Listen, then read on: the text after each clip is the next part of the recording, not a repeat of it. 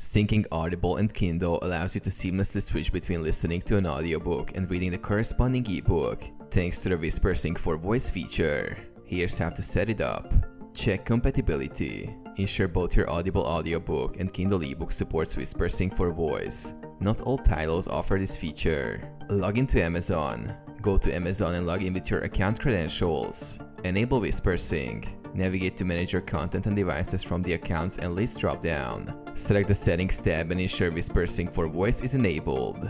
Purchase compatible titles. When buying a Kindle ebook or Audible audiobook, ensure that they are compatible with Whisper Sync. Look for the Whisper Sync logo on the product pages. Open the Kindle app.